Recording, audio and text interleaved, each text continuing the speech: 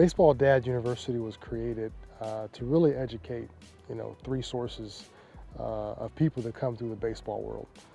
The first would be coaches of players at the youth level. I think, one of the things that we all know is usually your dad's the first guy that coaches you when you're playing baseball.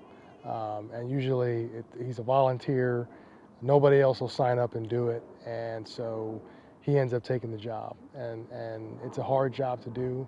And just because you play doesn't mean you really have studied the art of coaching.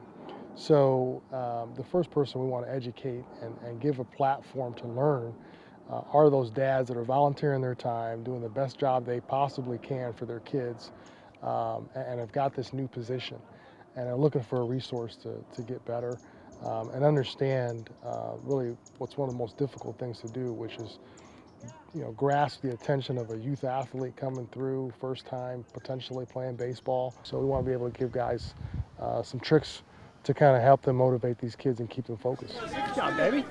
Boy. The second are the parents. I think if you educate the parents on what to really look for in coaches and what they should be doing while participating in baseball and doing things within baseball, I think you'll empower them to become more involved, because if you're just going to sign your kid up and expect a volunteer coach to really know what to do outside of practice, before practice, during games, I think we can strengthen that circle of people kind of surrounding that player. Out in front, out in front, out in front. And then the last but not least is the player.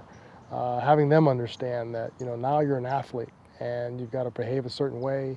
It's one thing to play the game, and it's another thing to look and act and smell like a baseball player. At the end of the day, I think that's when you're going to be scouted and evaluated, baseball players, pretty much to the trained eye look the same.